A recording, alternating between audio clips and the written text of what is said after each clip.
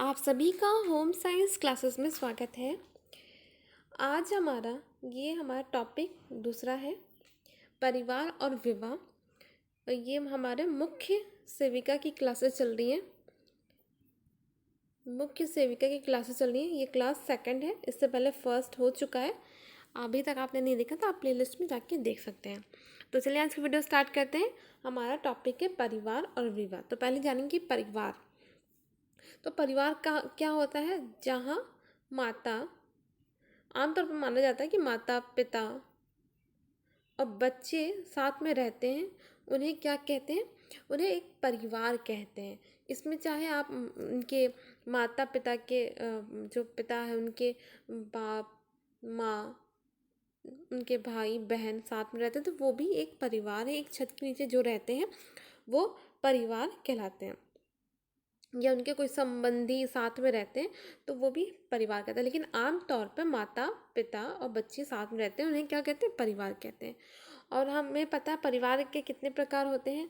तो परिवार में हम देखते हैं कि जहाँ पे बहुत सारे लोग रहते हैं एक साथ, दादा दादी, चाचा चाची, माँ बाप, ठीक है, बुआ, अगर एक साथ रहते हैं वो बड़ी फैमिली कहलाती है। ठीक है।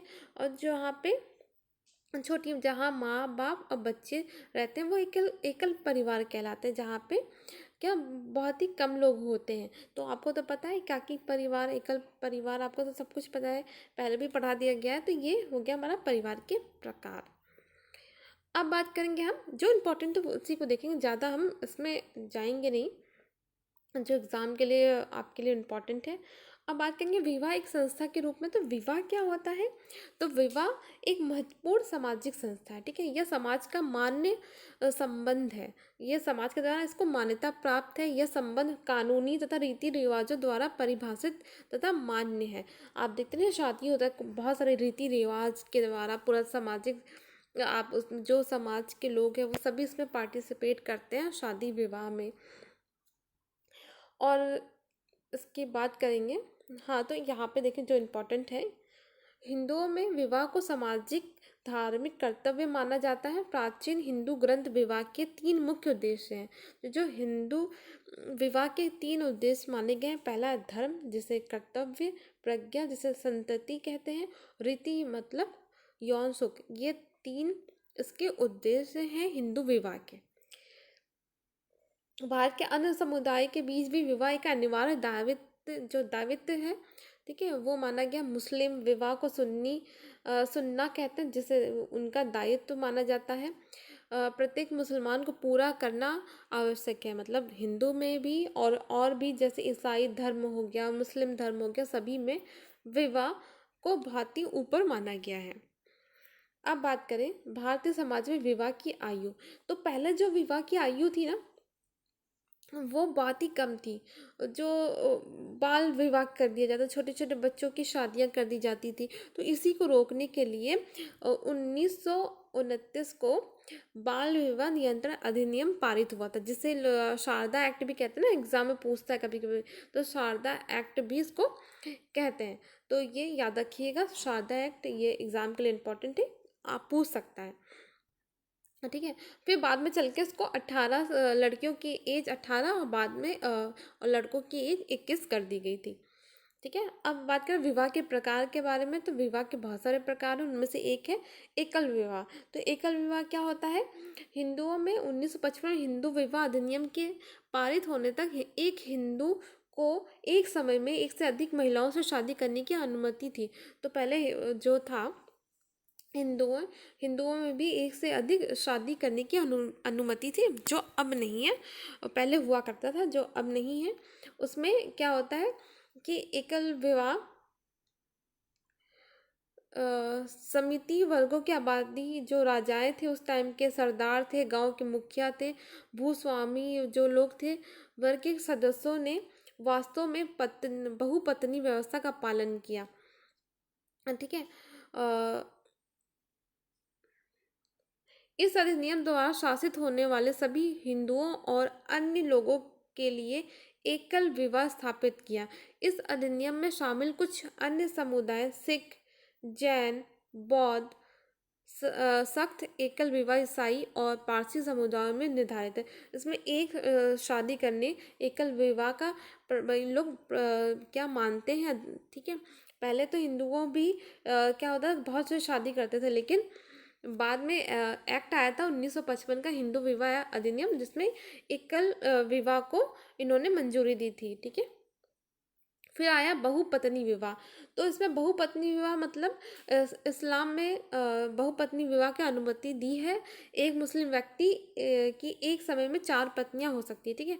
तो बहुपत्नी में कई पत्नियां हो सकती हैं, अधिकतम 4 हो सकती है मुस्लिम में। बाकी इसमें एक शर्त है, जो बहुपत्नी विवाह है उसमें सभी को समान आपको रखना पड़ेगा, तभी आप कर सकते हैं। फिर आता है बहुपति विवाह। तो ये भी एक विवाह है जिसमें मतलब बहुत सारे पति, एक जो लड़की है, लड़की कई लड़कों के साथ शादी कर सकती है, ठीक है। तो ये बहु विवाह पत्नी विवाह से भी कम सामान्य, मतलब अब तो बहुत ही कम देखने को मिलता है ये सब। कुछ समय पहले केरल की कुछ जातियों में बहुपति विवाह प्रचलित था। तमिलनाडु ना, वहाँ पे नीलगिरी में, जो नीलगिरी के टोडा, उत्तरांचल के देहरादून जिले में जौनसार बावर की शाखा और कुछ उत्तर भारतीय जातियां बहुपति विवाह करते थे। तो वो कुछ समय करते थे जहाँ पे छोटे छोटे जो जनजातियां रहते थे ना, वो लोग क्या करते थे, बहुपति विवाह करते थे। फिर आता प्रचलित स्वरूप।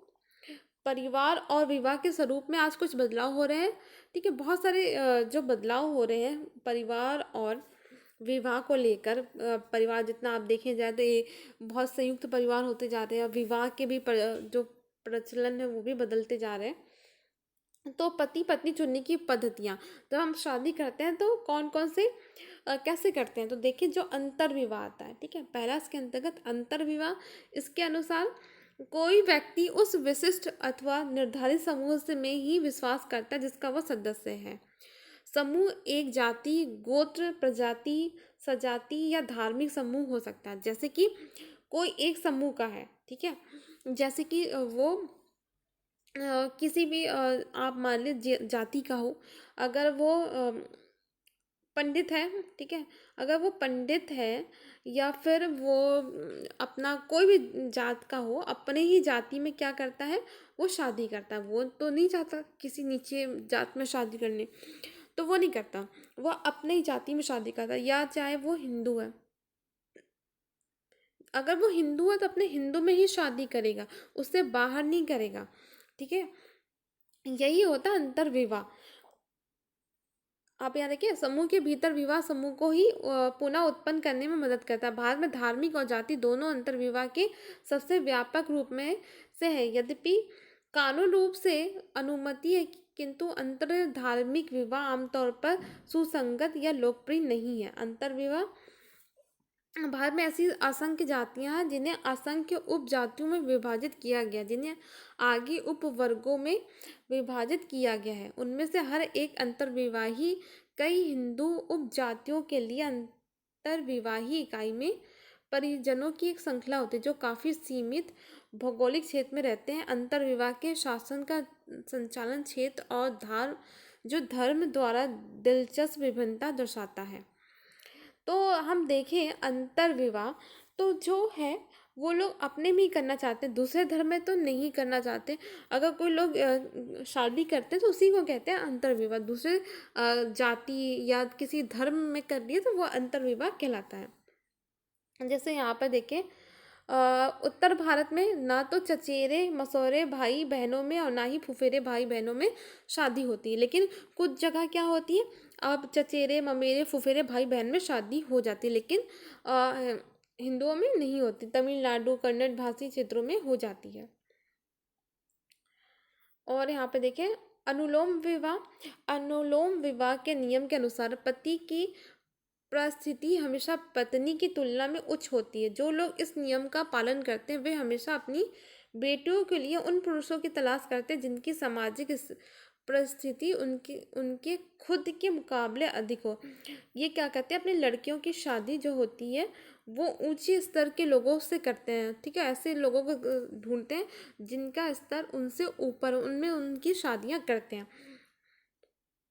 और वहीं बात करें प्रतिलोम विवाह का नियम अधिकांश भारतीय जाति समूहों में पाया जाता है। यह क्षेत्रीय विविधताओं को भी दर्शाता है। उदाहरण के लिए उत्तर प्रदेश के राजपूतों में परंपरा थी कि विवाह में लड़कियों को जो पूर्व दिशा से पश्चिम दिशा की किसी उपजाति में दी जाती थी, मतलब उन लोग एक दिशा, मतलब एक क्षेत्र में शादी करते थे। अगर वो पश्चिम दिशा के लोग हैं तो वो वहाँ पे कर देते थे, क्योंकि वो मानते थे वहाँ के उच्च राजपूत माने जाते थे, इसलिए वो उस साइड करते थे। बहिर्विवाह, ये क्या होता है, बहिर्विवाह के नियम अंतर्विवाह नियम के पूरक है। इन नियमों के अनुसार कुछ के समूहों के बीच विवाह निषेध है।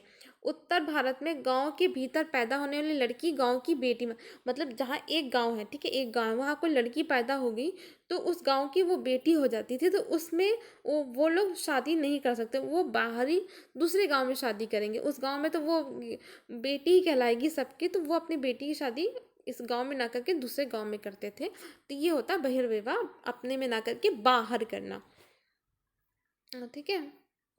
तो बहिर्गोत्र, तो ये उसी के अंतर्गत आता है। तो ये होता है गोत्र वंशज को लेकर उन लोग चलते हैं, उनके वंशज जो होते हैं ना, वंशजों को लेकर इन लोग चलते हैं, अपने ही गोत्र में शादी नहीं करते हैं।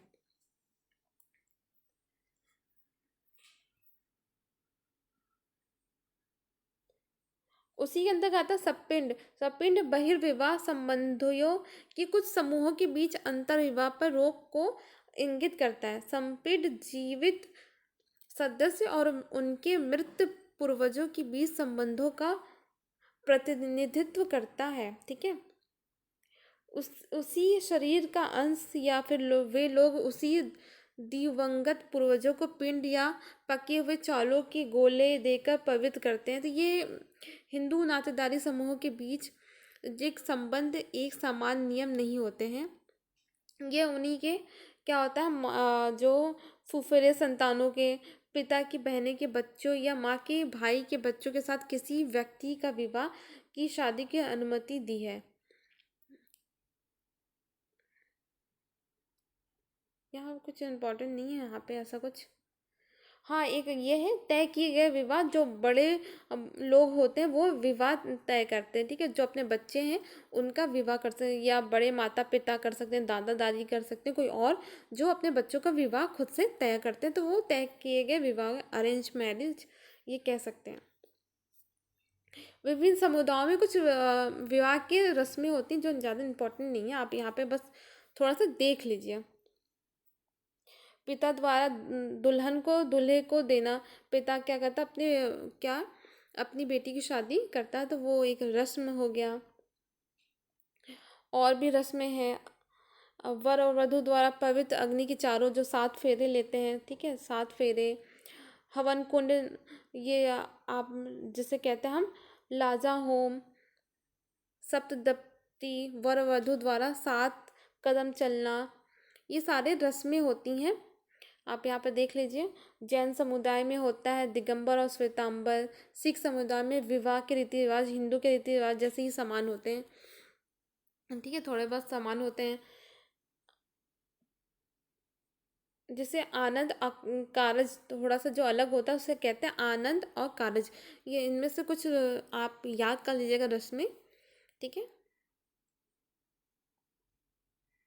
मुसलमानों में होता है निकाह होता है, ये सारी रस्में होती हैं। निकाह नामा होता है जिसमें एक लड़का और लड़की दोनों अपना साइन करते हैं, उनमें ये सारी रस्में होती हैं। और जो ईसाई लोग होते हैं उनकी शादी चर्च में होती है, अंगूठी का आदान प्रदान करते हैं, ये सब होता है। हाँ, यहाँ पे देखिए, ईसाई जो होते हैं ना, उन्हें दूल्हे द्वारा दुल्हन की गर्दन पर एक ताली बांधते हैं। ताली को हिंदू जो मंगलसूत्र होता है ना उसको वहाँ पे ताली कहते हैं, जहाँ पे साउथ के लोग, जो केरल के लोग होते हैं ना, केरल ईसाई जो होते हैं, वो ताली बांधते हैं, जिसे मंगलसूत्र कहते हैं। ये हिंदुओं का एक रस्म है। तो देख लीजिए, बस आज के लिए इतने ही। बाकी तो और कुछ इम्पोर्टेंट नहीं है, जो इम्पोर्टेंट था आपको बता दिए। और देखिए, विवाह को प्रभावित करने वाला कारक जो प्रभावित करते हैं, आर्थिक कारक, उनका आर्थिक लेन देन कैसा, वो भी प्रभावित करता है विवाह को। शैक्षिक कारक, पढ़े लिखे हैं कि नहीं, वो तो अंधविश्वासी है। कानूनी कारक, और क्या है, नगरीकरण, अगर नगरीकरण हो रहा है तो परिवार और संयुक्त होता जाएगा। ठीक है, और यही सब है। नगरीकरण है तो वो अपना शादी अपने मनपसंद करेगा, अंतर विवाह करेगा। ये सब क्या है, कारक आपको प्रभावित करते हैं शादी और परिवार को। तो आपको वीडियो अगर पसंद आए तो प्लीज़ वीडियो को लाइक करें, शेयर करें, चैनल को सब्सक्राइब करें।